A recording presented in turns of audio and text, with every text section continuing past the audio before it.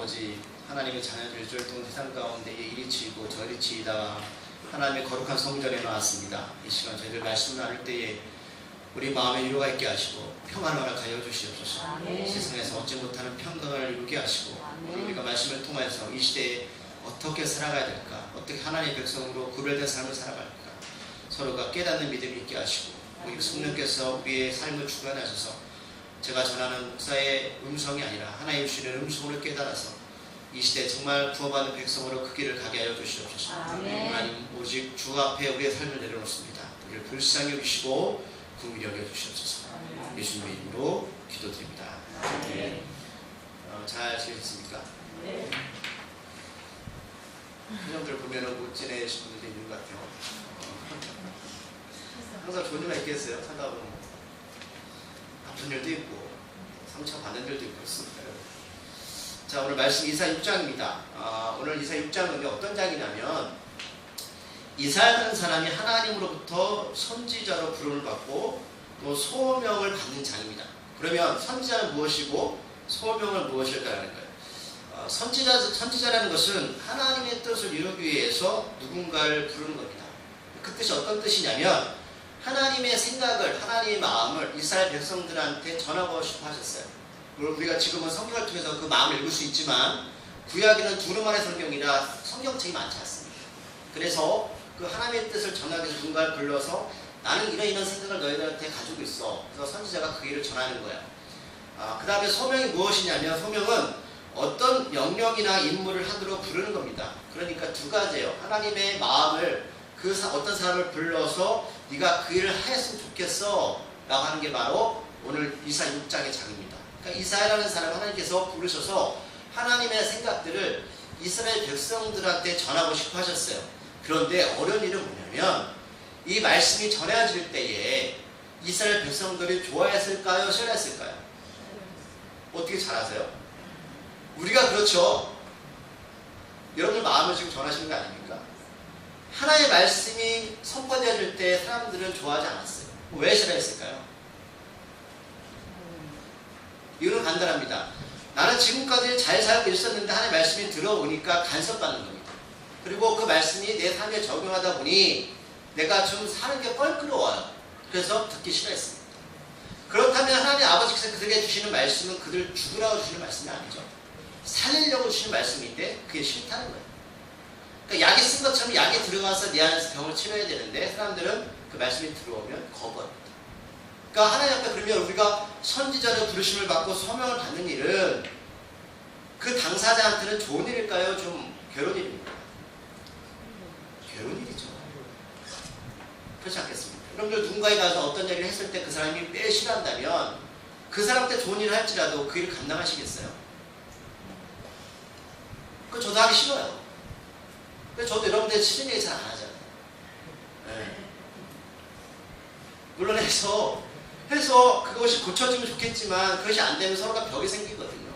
근데 하나님은 계속해서 이사야를 찌르는 거예요. 너 가서 계속 전하라는 거예요. 너 그들이 싫어하든 너를 죽일지언정 내 말씀을 가서 전하라는 거예요. 이사야가 무슨 죄가 있습니까? 그러니까 오늘 그런 6장이 그런 내용입니다. 하나님께 그에게 선지자를 부르시고 소명을 주시는 장면이에요. 이사야 입장에서는 인생 전체 가운데 어떻게 보면 이런 말씀 드리긴 표현은 좀 그렇지만 똥 밟은 사건입니다. 이러니까 빨리 이해가 빠르시죠? 그 목사 저런 얘기에 이생까지 똥 밟은 거예요. 여러분들 예수 믿은 거 행복하시죠? 아멘. 아멘.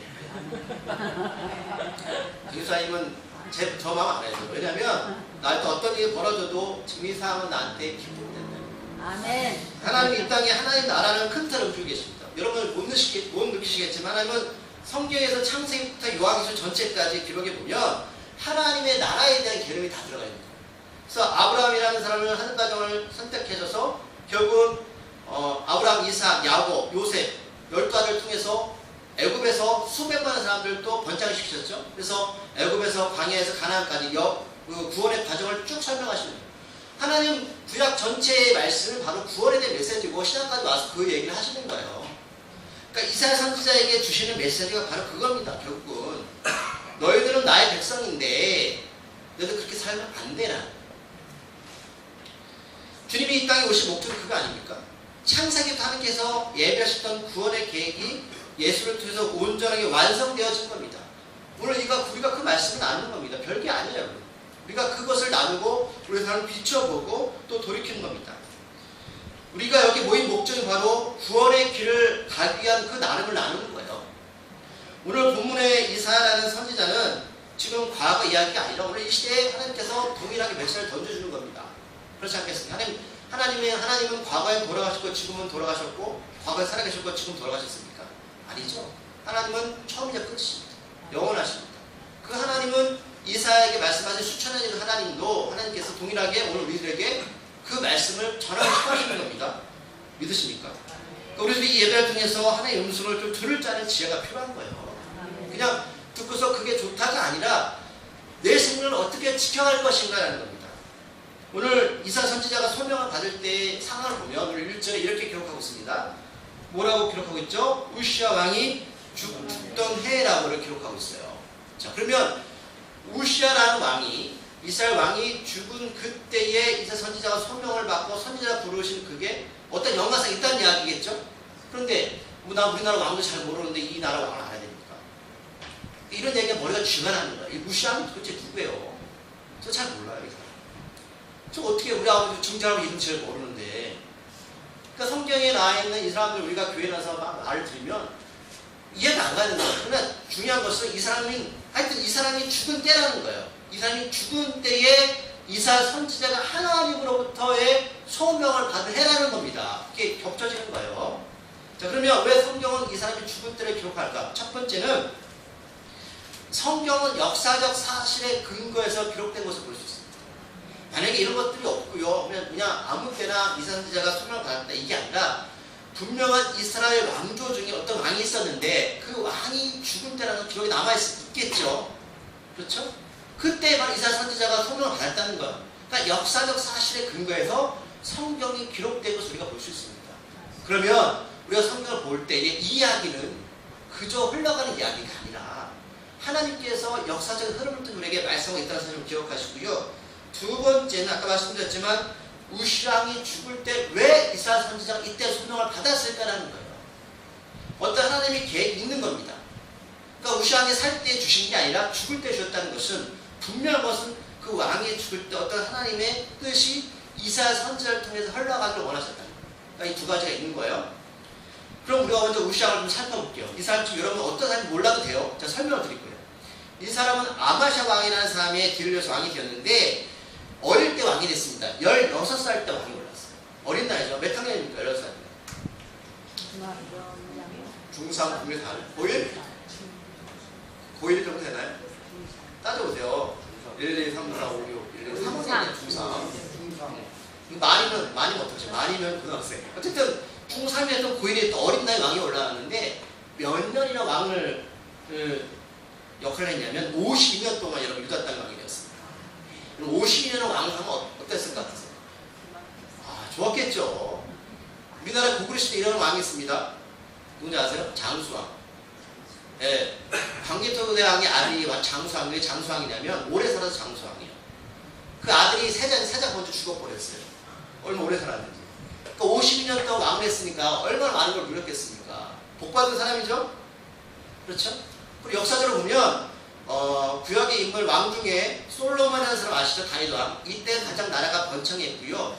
그 다음에 두 번째로 우시아 왕 때도 굉장히 나라가 번창했습니다. 강대한 나라였다는 거예요. 나라가 강대하고 또 오랫동안 왕위를 지켰으니까 얼마나 여러분 이 왕이 왕 역할을 잘했고 또 많은 것을 누렸겠습니까? 그런데 우리도 그렇지만 이 세상 일이 잘 되어갈 때 더 겸손하고 신앙교육 앞에 나가야 되는데 이 사람이 그랬을까요? 안 그랬을까요? 네. 문제는 안 그랬다는 겁니다. 희한하죠? 사람들 왜 그럴까요? 왜 하나님도 그런 복을 주셨고 50년 동안 왕의 자리에 올랐었고 어릴 때부터 어릴 때 왕의 자리에 올랐으니까 얼마나 하나님을 신뢰했겠습니까? 그럼 믿음으로 나왔겠죠. 근데 나라가 강대해지고 오랫동안 왕이 올랐는데 도리어 그 신앙을 더 타락을 갔다는 거예요. 저는 이걸 보면서 왜 사람들은 우리가 더 잘 살아지고 건강하고 유익하면 믿음이 좋아져야 되는데 성경은 잘 안 그런 것 같아요. 성경의 인물들은 우리들 여러분 어떠신 것 같아요? 여러분들 우시왕 좀 이렇게 잘 배워두시면 신앙을 계속 잘 지킬 수 있죠? 망하실 거예요? 또 잘 되고 못 지킬 거예요? 망하고 잘 지키실 거예요? 아니면 잘 되고 잘 지키실 거예요? 그게 우리 마음이에요. 근데 이게 잘 안 되는 것 같아요. 네? 그럼 이스라엘 왕은요, 사람이 세운 게 아닙니다. 하나님께서 세우신 거예요. 이스라엘 백성들 애굽에서 노예 생활할 때 그들 불러다가 하나님께서 가나안 땅에서 사람들을 원주민을 몰아내고 그 나라를 세우신 거예요. 그러니까 왕은 그들이 왕이 아니에요. 하나님이 왕입니다.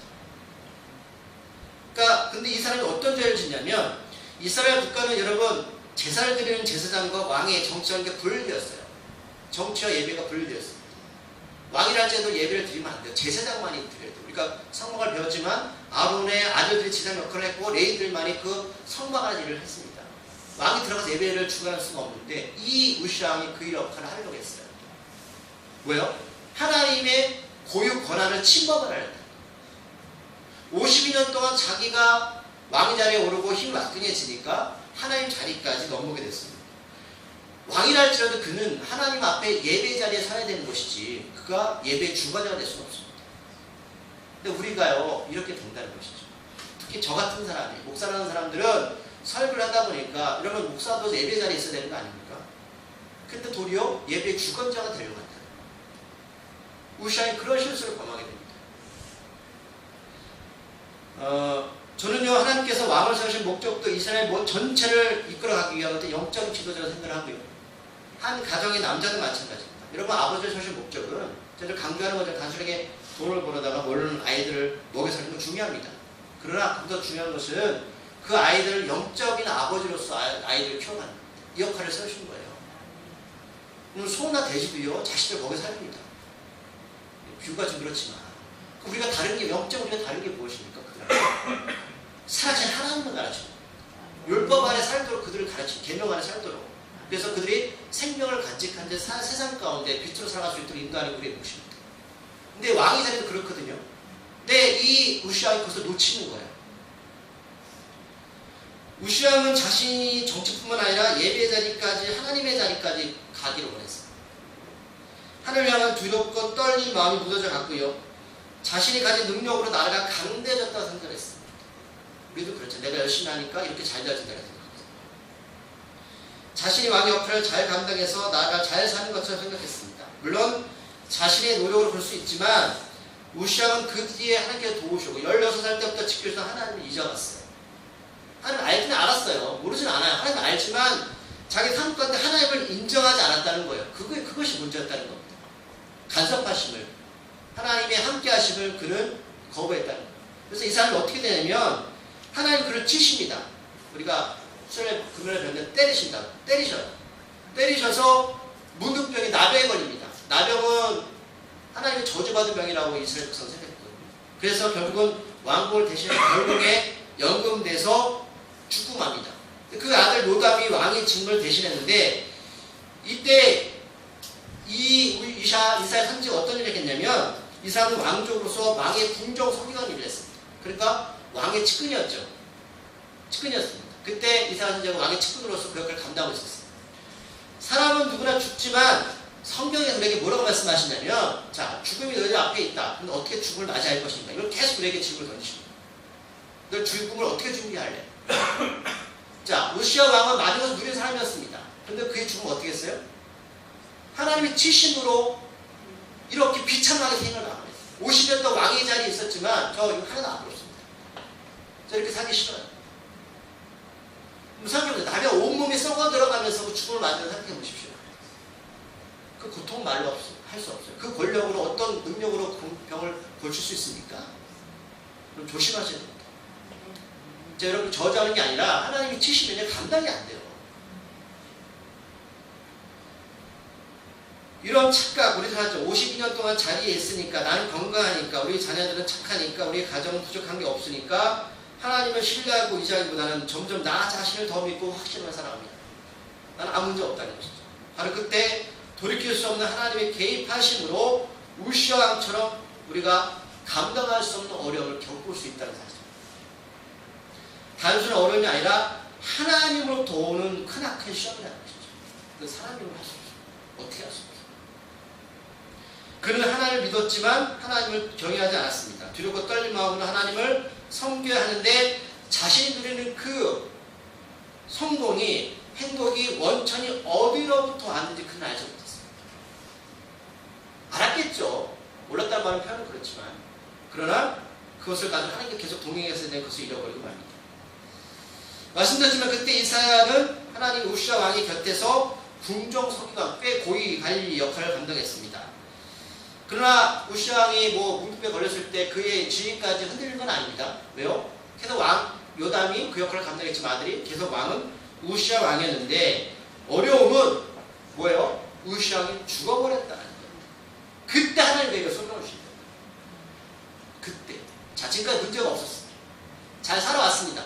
왕족으로서, 왕의 측근으로서 누릴 거 다 들고 살았어요.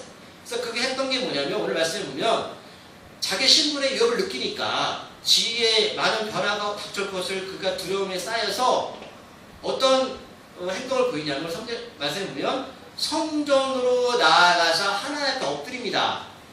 왜 엎드렸다고요? 지금 왕이 죽었습니다. 그러니까 자기 신분이 지금 흔들릴까봐, 지금 잘 누렸던 삶이 이제 왕이 죽어서 박탈당할까봐 두려움에 쌓여서 하나님의 성전에 가서 엎드립니다. 그럼 이 사람이 기도했던 것은 하나님을 위해서 기도한 건가요? 그게 아니죠. 자신의 위치 때문에 기도한 거예요. 근데 이때 똥 밟았습니다.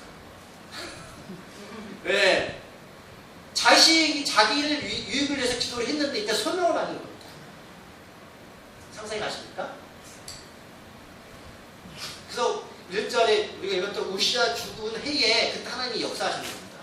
지금까지 버려두신 거예요. 너 누릴 거 누려봐. 근데 그가 눈물을 죽어버렸어요. 인생의 위기가 닥쳐옵니다. 그거예요. 그래서 그 해라고 오늘 성경에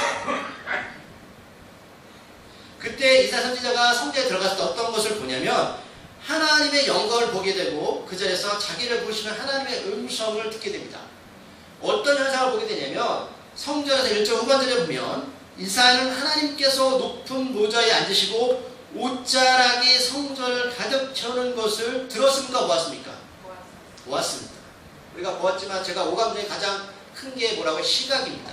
하나님 보게 하십니다. 왜 보게 하실까요? 확실하게 증거하십니다. 근데 오늘 그 왕의 옷자락, 그러니까 옷자락의 뜻은 원래 구약시대 때 왕은 여러분 영화에 보시면 왕들 어떤 옷이 있습니까? 긴 거 입죠. 늘어뜨려 다녀요. 왕의 위엄을 상징하는 거예요. 그러면 왕의 위엄을 가장 확실히 아는 사람은요, 왕의 측근이었습니다. 하나님 그런 방법을 동원하시는 거예요.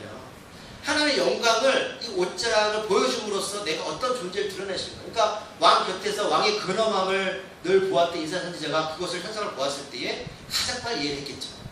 하나님께서요, 우리에게 언어를 말씀하시는 겁니다. 하나님 우리한테 보여주실 때는요, 이런 삶의 언어를 통해서 말씀하세요. 우리가 경험하지 못한 것을 말씀하시는 게 아니라 오늘 이사야 선지자처럼 가장 이해하기 좋은 방법으로 경험케 하십니다. 그걸 보았어요. 성전에서. 4절 후반절에서 보면 어떤 일이 벌어지냐면 성전의 터가 요동하며 연기가 충만한 경험을 하게 됩니다. 여러분 이 말씀 보니까 이전에 모세가 호렙산에서 십계명을 갖고 들어갔을 때의 그 현상 기억하십니까? 뭐가 있었죠? 4가지가 있었죠. 우레, 번개, 나팔소리, 산의 연기 있었죠. 하나님께 이렇게 동일하게 역사하십니다. 그 연기가 성전에 충만한 것을 보여요. 이게 뭐야? 하나님의 임재함을 경험케 하는 거예요. 그리고 2절, 3절까지 보면 천사들이 하나님을 향해서 얼굴과 발을 가린 채 날면서 뭐라고 외치죠? 거룩하다, 거룩하다, 거룩하다. 우리가 여러분 성경을 뭐라고 부르는지 아세요? 성경책은 헐리가 아니죠. 거룩하다. 하나님 우리를 왜 부르셨어요? 거룩한 백성을 부르십니다. 거룩하게 구별되게 부르신 거예요. 자, 그럼 오늘 천사가 날개가 6개가 달렸어요. 여러분 우리가 생각하는 천사는 날개가 하나만 달려 2개만 달렸죠? 6개가 달렸어요. 왜 6개가 달렸어요? 눈을, 얼굴과 발을 가립니다. 왜 얼굴 가린지 아세요? 거룩한 존재를 볼 수가 없어요. 발은 더러운 겁니다. 모세가 떨기나무에서 이렇게 하나님을 발견했을 때에 하나님께서 그게 뭐라고 명령하시죠? 신발을 벗어라. 무슨 거룩한 땅이다. 거룩하신 하나님 앞에서 천사들조차도 얼굴과 발을 가립니다. 우리가 신앙생활 하는 것이 여러분 거룩한 존재로 구별된 거죠. 물론 죄를 지을 수밖에 없지만 죄 가운데 싸우셔야 되는 겁니다. 거룩하다 거룩하다 거룩하다 나의 하나님이시오. 우리 얼굴을 가리고 발을 가리는 거예요. 왜요? 하나님 얼굴을 보면 죽습니다. 우리가 하나님 앞에 섰을 때에 우리는 죄인이지만 예수님의 보혈을 통해서 구원받은 백성이 되는 겁니다. 은혜죠. 그러니까 우리는 왜 사람들이 하나님 나라에 살 수 없냐면 왜 제가 하나님과 관계를 막 일단 하나님 바라볼 수가 없습니다. 예수의 보혈이 아니면 우리는 하나님 나라에 들어갈 수가 없어요. 살려고 해도 살아날 수 없어요. 이 땅이 하나님 나라의 천국입니다. 어떤 삶이 천국일까요? 주님과 동행하는 삶이 천국입니다. 하나님이 이미 하나님 나라에 시작하셨어요. 주님께서 말씀하셨어요. 천국이 이미 왔다고 말씀하셨어요. 근데 우리가 왜 불행하죠? 우리가 왜 행복하지 않습니까? 내 안에 죄 때문에 하나님 계십니다. 주님이 안 계십니다. 천국을 죽어서만 가는 게 아니라 이 나라에서 우리가 경험하는 거예요. 그래서 어떤 분들은 사는 것도 거지 같고요. 아픈데 항상 기쁨이 있어요. 왜일까요? 그 안에 영원하신 주님이 계십니다. 함께 거하십니다. 그건 돈 많은 사람도 이해 못해요. 야, 나는 돈 많은데도 이렇게 항상 애쓰고 나는 고통받는 사람들 저는 이렇게 행복하지. 이게 우리의 복음에 있었습니다. 이렇게 선지자는 안락한 생활의 유업을 받고 흔들릴 때에 성전에 하나님께 나갔더니 임재를 경험하고 영광 가운데 서게 됩니다. 우리들도 때로는 몸이 건강하지 않거나 사업이 잘 되지 않거나 자녀에게 문제가 있을 때 하나님 앞에 나올 때가 있습니다. 그때 하나님은 우리에게 문제를 풀어주시는 게 아니라 부르시고 소명을 주실 때가 있습니다. 기도하기 겁나시죠? 저도 그래서 목사가 됐거든요. 제가 뭐 간증했잖아요. 제가 아는 분이 죽을 지경이 됐어요. 그날 그걸 못 넘겼어요. 하나님께 성기도 했습니다. 하나님 살려주시면 내가 하나님께 가겠습니다. 그때 하나님 저한테 소명을 줬거든요. 그거예요. 여러분들이 하나님께 기도하는 것은 때로는 문제를 하나님께 아뢰고 또 문제 해결받는 거 있어요. 그래서 하나님께서 하나님의 뜻을 내게 주실 때가 있어요. 너 문제 해결해 줄게. 그럼 나 너한테 뭘 해줄래? 딜하시죠. 나의 문제로 하나님 앞에 섰는데 도리어 그 자리에서 나의 문제가 아니라 하나님의 일을 맡게 되는 기회가 될 수 있다는 사실입니다. 아, 어떡하지? 문제가 생기면 기도해야 됩니까? 말아야 됩니까? 걱정이 되죠? 우리 이 사건 속에서 성전에서 예배의 진정한 의미가 무엇이고 기도가 진정한 뜻이 무엇인지를, 축복이 무엇인지를 우리에게 함께 보게 하시는 겁니다.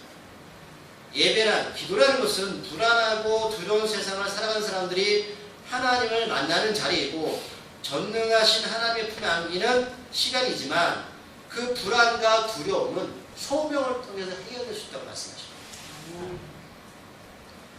다시 하나님은 너 문제 해결해 줄게 라고 말씀하시는 게 아니라 내가 너한테 나이를 줄게. 그러면 네 일은 내가 책임질게 라고 말씀하십니다. 이사야처럼 왕에게 의지했지만 왕마저 자신의 욕심으로 하나님에게 벌을 받을 때와 같이 우리들도 세상에서 내가 의지하는 것 있으시죠? 뭐 있으십니까? 뭐 직업, 돈, 권력 이런 것들이 나를 지켜줄 것이라고 생각했고 영원할 것이라고 믿었지만 우시와 왕처럼 결국 그 대상의 흔적도 없이 사라질 때에 우리의 삶도 몰락할 수밖에 없음을 깨닫는 지를 우리에게 보여주고 계십니다. 언제까지 너 우시와 왕한테 글붙어서 왕이 주는 그런 사탕만 보고 살래?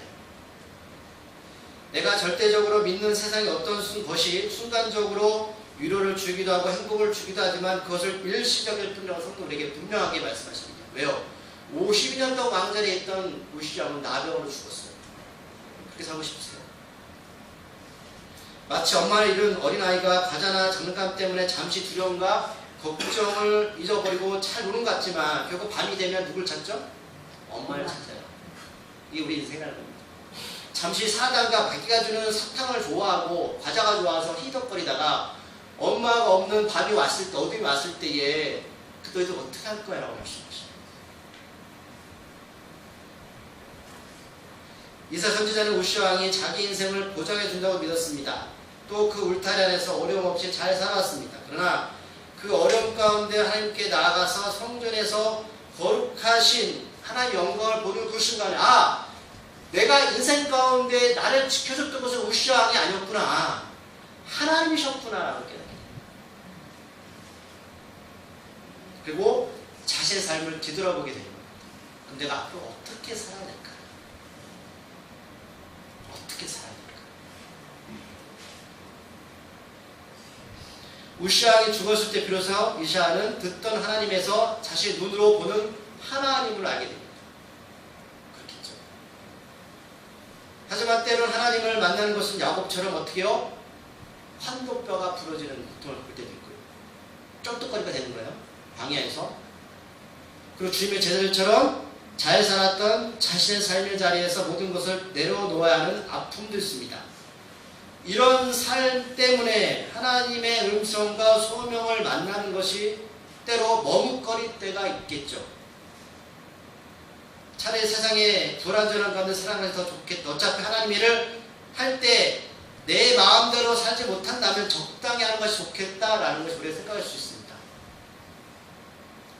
우시아 왕이 곁에 있을 때는 모든 것을 눈으로 보고 만지고 누리는 기쁨이 그에게 있었지만 전능하신 하나님은 도리어 그것을 모두 다 내려놓으라고 말씀을 하십니다. 어려워서 성전에 왔는데 또 다른 결단을 해야 됩니다. 이사야는 하나님을 만나는 그 순간에 그 소명의 길이 쉽지 않음을 깨닫게 됩니다. 그런데 그 길을 가게 됩니다. 이해하셨습니까? 뻔히 알면서 그 길을 가요. 이걸 어떻게 설명해요? 제가 이걸 어떻게 여러분에게 설명해야 되죠? 어떻게 제 인생을 설명해야 될까? 무언가 얻어야 되고 내 삶에 도움이 되어야 하는데 하나님은 그것마저도 내려놓으라고 말씀하십니다. 그래야 너 우시아 왕처럼 문둥병에 안 걸리고 생명을 지켜갈 수 있다고 말씀하십니다. 어떻게 해야 됩니까? 이사야가 인생의 예배를 통해서 새롭게 변한 것처럼 우리들도 절망이라고 여겨질 때 하나님의 음성을 듣는 그 순간에 좋긴 한데 부담 갈 수밖에 없습니다. 이 예배가 아무것도 아닌 것 같지만 예배를 통해서 구약의 법궤에 임하셨던 하나님의 권능이 임하시게 됩니다. 하나님의 임하시는 자리는 어둠과 제약과 같이 공존할 수 없기에 우리에게 결단하라고 말씀하십니다. 그러기 쉽지 않습니다. 여러분 결단하셔야 됩니다.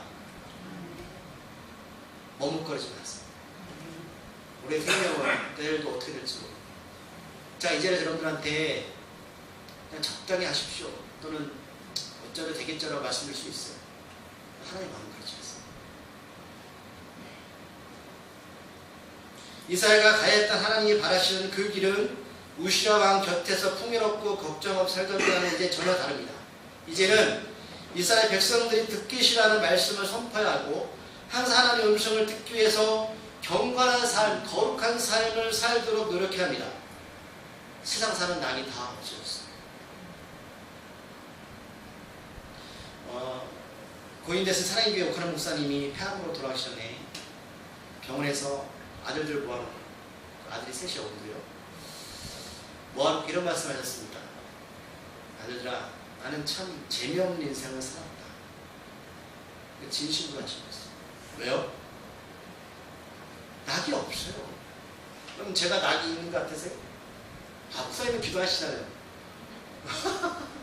기도하면 낙이 생기나요? 저 낙 없어요. 친구도 없어요. 친구도 없어요. 여러분 재밌으시죠? 사는 게. 복음을 전하고 믿지 않는 자들에게 예수님을 소개하면서 참된 생명의 길을 가르치는 일은 늘 외롭고 고독할 때가 있습니다. 성경에 보면 사람은 다 제각기 그릇된 길로 가게 됩니다. 뭐요? 자기 옳다고 가요. 그런 양들을 향해서 소명받는 사람은 제대로 오라고, 너 글로 가다가 늑대의 먹이가 될 수밖에 없다고 외치는데 사람들은 그 얘기를 싫어한다는 것이죠. 그게 목사와 외치는 일입니까? 여기 계신 분들, 세상의 길은 넓고 풍족하고 꺼릴 것이 없습니다. 생각하고 원하는 대로 살면 그뿐입니다. 나만 행복하면 됩니다. 예수를 믿어도 다 넓은 길로 가기를 원합니다. 하지만 하나님은 이사와 같은 사람들을 통해서, 예배를 통해서 하나님의 임재함을 경험하게 되면 그렇게 사는 건 쉽지 않은 우리들에게 나타내십니다. 내 안에 성령께서 그대로 두지 않습니다. 좁은 길로 가르마십니다. 스스로를 부인하라고 자기 십자가를 지라고 우리에게 말씀을 하십니다. 그 말씀에 나는 거부하고 싶은데 그게 안 돼요. 그게 안 돼요. 목사님, 저는 지금까지 수십 년을 교회 다녔는데 별로 그런 감동을 살았는데요. 그런 갈등 해본 적 없습니다. 라고 말씀하신 분이 계시다면 솔직히 제가 개인적으로 드리고 싶은 말씀은 조심하십시오라고. 어쩌면 우리들이 이사와 같이 잘 살게 해주세요 라고 기도하는 것이 어리석을지도 모르겠습니다. 살고 싶은데 주님의 길을 가는 진짜 죽을 것 같기 때문입니다. 그냥 모른 채 살고 싶습니다. 다른 이들처럼 주일만 예배만 드리고 몸도 편하고 마음도 편하게 내 멋대로 신앙생활하면서 살고 싶습니다. 이사야는 우시아 왕 밑에서 살 때가 더 좋았습니다. 광해 이스라엘 백성들도 노예로 살던 애굽이 더 좋았다라고 계속해서 투정하는 모습 우리는 보았습니다. 적어도 애굽에서는 고기도 먹을 수 있었고 시원한 물도 마음껏 먹을 수 있었습니다. 그런데 하나님의 인도함을 따라 살았던 그 광야는 먹을 것도 입을 것도 마실 것도 변변치 않았습니다. 차라리 노예로 살다가 죽는 편이 낫다고 우리는 생각했습니다. 또 그렇게 기도하고 있습니다. 하나님의 음성을 듣는 순간에 사람들이 이사야를 묘하기 시작했고 각과하기를 꺼냈습니다. 이사야가 선포한 것은 이사야 이야기가 아니고 하나님의 말씀임에도 불구하고 사람들은 하나님이 아니라 이사야를 묘했습니다. 우리들은 이 시대에서 어떻게 살아가야 할까? 좋은 것이 좋은 대로, 아니면 하나님의 음성을 더 듣기 위해서 더 엎드리고 눈물을 흘려야 할까요? 오전에 보면 예수 말씀을 정리하겠습니다. 이사야 선지자가 성전에서 예배를 통해서 삶 가운데 하나님을 경험할 때에 이런 고백을 하게 됩니다. 오늘 말씀입니다. 이사야 6장 5절 말씀 마지막 절이죠. 자, 그가 성전에서 거룩하신 하나님을 만났을 때 어떤 삶의 태도가 나타났을까요? 5절 말씀입니다. 시작. 그때에 내가 말하되 하루다 나여 강하게 되었도다. 나는 입술이 부정한 사람이요 나는 입술이 부정한 백성 중에 거주하면서 만군의 여호와신 왕을 배웠음이로다 하였더라. 아멘.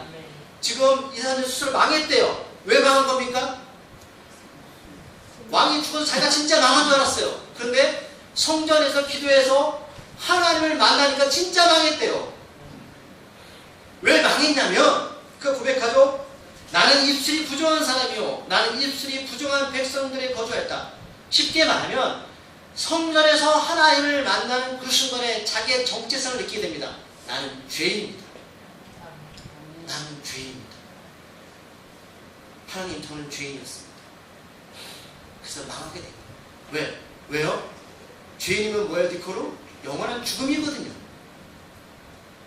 그걸 깨닫게 됩니다. 예배를 통해서. 하나님, 저는 지금까지 왕 옆에서 잘 먹고 잘 살았는데, 그리고 적당히 성전 가서 예배도 드렸는데, 내가 이제는 나 유기 가운데 하나님 만났을 때 나의 존재를 알게 됐습니다. 저는 죄인이었거든요. 입술로는 죄를 말하고 죄인 가운데 거했던 사람입니다. 어떻게 살아요? 이렇게 그는 하나님을 경험하게 됩니다. 참된 예배라는 것은 나 자신이 저 십자가 앞에서 철저하게 죄인을 깨닫게 되는 겁니다. 전에는 나는 좀 잘한 것 같고 나는 좀 착한 것 같았는데 하나님의 임재함을 통해서 나는 죽을 수밖에 없는 존재였구나. 나는 그저 세상 가운데 이게 잘 먹고 잘 사는 그게 인생의 성공인 줄 알았는데 그게 아니었구나. 주님, 저는 어떻게 됩니까? 우리 누가복음 5장 8절 한번 찾아볼까요? 누가복음 5장 8절 말씀입니다. 제가 이 말씀과 설교한 적이 있거든요. 누가복음 5장 8절 말씀. 오늘 이사야가 겪었던 비슷한 상황이 주님의 제자들에게 이루어집니다. 자, 일어나는데 누가복음 5장 8절 말씀 찾으셨나요? 네. 95쪽입니다. 다 같이 읽어보겠습니다. 시작. 시몬 베드로가 이를 보고 예수의 무릎에 엎드려 이르되 주여 나를 떠나소서 나는 죄인으로소이다 하니. 아멘. 제가 그 설교한 적이 있습니다. 5장에 있는 내용이 어떤 내용입니까? 주님의 제자들이 밤새도록 고기를 못 잡았어요. 밤에 물고기를 잡을 수 있잖아요. 그래서 그물을 깃고 있는데 예수님이 찾아오셨어요. 같이 물고기를 잡으러 갔는데 말씀대로 하니 그 낮에 깊은 곳에서 물고기를 찢어질 정도로 많이 잡게 됩니다. 그 순간에 바로 오늘 8절 말씀이 베드로가 주님 앞에서 고백하는 장면입니다. 자, 물고기를 많이 잡은 거 기쁜 일이죠. 근데 갑자기 시몬 베드로가 그 상황을 보고 주님의 무릎 앞에 엎드려서 주님, 나를 떠나주세요. 저는 죄인입니다. 라는 고백을 합니다. 이사와 같은 상황이죠. 말씀이 선포되어지고 예배를 통해서 기도를 통해서 그가 겪은 것은 인생의 풍요함이 아니었어요. 그 지금까지 베드로는 물고기를 많이 잡아서 처자식을 먹여 살리고 그것을 통해서 삶을 영해가는 게 인생의 전부인 줄 알았어요. 지금 물고기 많이 잡혔잖아요. 기쁜 일 아닙니까? 좋아야 되잖아요. 근데 지금 베드로는 어떻게 고백하고 있어요? 주님, 저는 죄인입니다. 자기의 정체성을 깨닫게 됩니다. 수천 년 전에 이사야가 겪었던 일을 2000년 전에 베드로가 배 위에서 주님과 동행하니 똑같은 일들을 경험하게 됩니다. 그렇다면 2000년이 흘른 지금 이 시간 하나님께 동일하게 우리에게 말씀하시는 거 아닙니까? 그걸 우리에게 말씀하시는 거예요. 너 어떻게 살아? 너 주인이야. 내가 너에게 뜻이 있어. 네가 지금 당장 이런 문제 때문에 어려움 때문에 나한테 기도하지만 내가 너희가 원하는 것은 내 뜻을 사람들에게 전하고 그것을 나눴으면 좋겠어. 라는 거죠.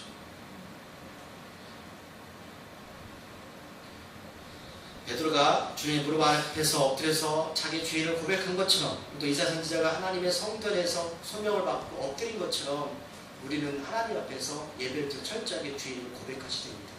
그게 바로 예수님께 십자가에 들어가시는 겁니다.